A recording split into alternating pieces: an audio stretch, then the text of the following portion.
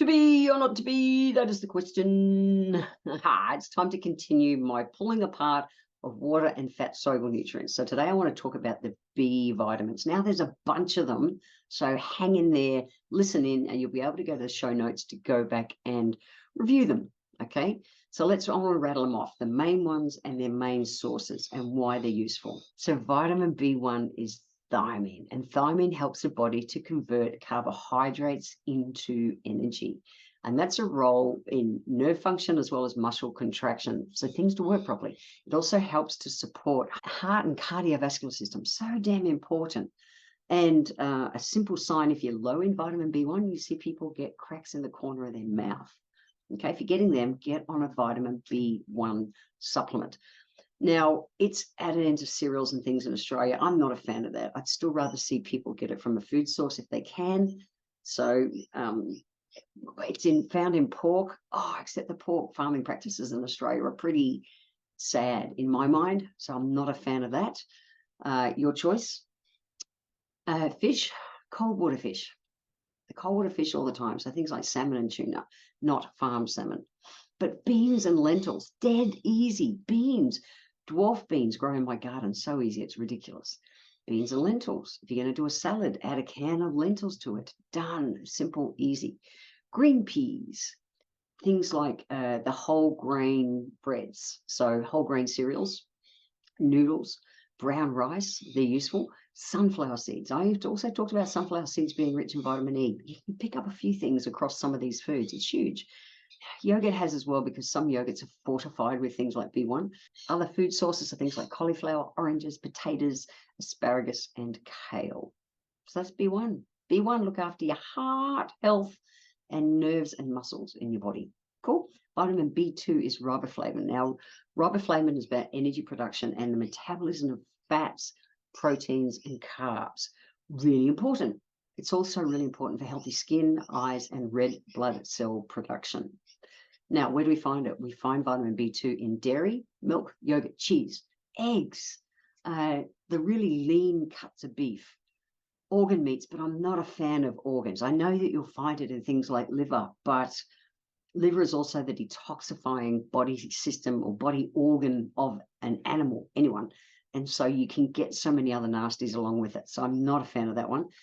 Chicken breast, cold water salmon, okay, wild salmon.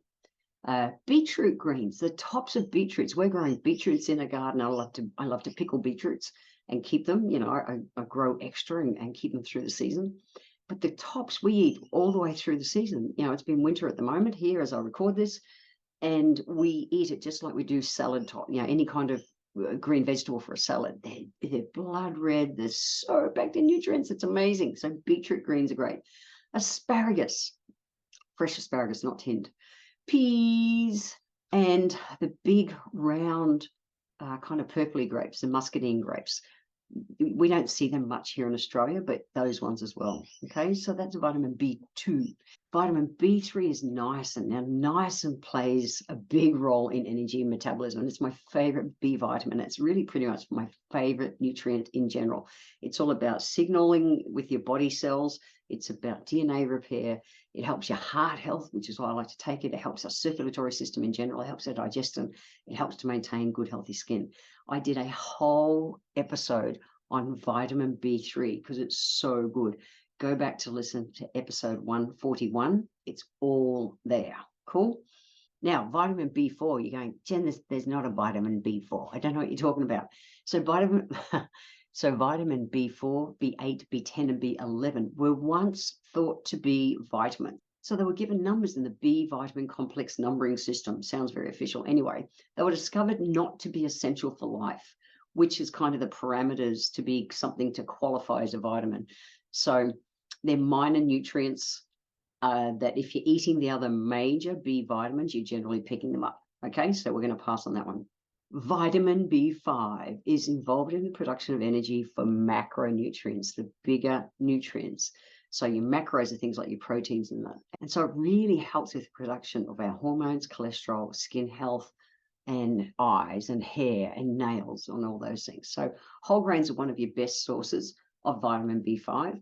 But as soon as they go and mill the outside, So, you know, if it's something like wheat, I talk about bum glue, which is wheat that's been polished off, refined. They've taken all the good fiber and everything off the outside. They'll take like 75% off, that's where the B5 content is. So whole grains, brown bread, as in brown wheat, brown rice, all the brown, the B5 is in that part. It's not in the white breads and white rices and things, okay? Really important difference. Dairy products, things like egg yolks, milk, yogurt, milk products. Cool. No, eggs are not dairy products, but they, you know, kind of get chucked in there similar. Legumes, so things like lentils, split peas, and soybeans, non-GMO soybeans. Cool. And even soybeans, you can buy edamame and things like that. You know, I'm just practical.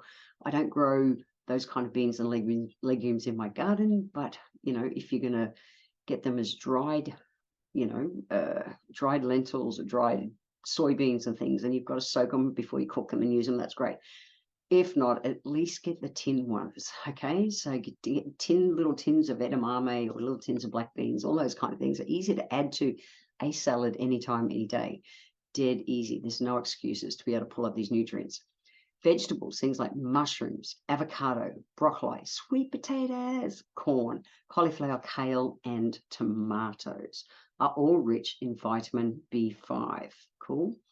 Remember, hair, skin, and nails are one of the truest reflections of what our internal health is like. We get to see it visibly in front of us all the time. Vitamin B6, pyridoxine, it's involved in over 100 enzyme reactions in the body, including the metabolism of amino acids. The amino acids are the building blocks that are found in our lean proteins and help to turn on our happies in our brain, etc. B6 is needed for that. Also, for that gene expression, it helps to support B6 also helps to support brain health, hormone production, and immune system function. Really important. Found in cold water fish, organ meats. I've already talked about how I'm not a fan of offal, of organ meats, of cows and things. So I don't put that up there.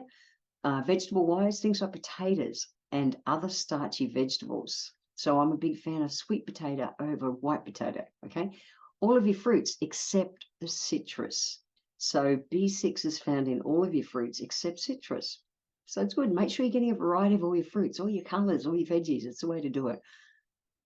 B6 is what's thrown into so many cereals and things nowadays because so many people are actually low in it. And yet such simple things as your starchy vegetables, you know, your potatoes, your avocados, your bananas, you know, all your fruits except citrus are loaded in it. Eat a variety of food and you'll get the nutrients.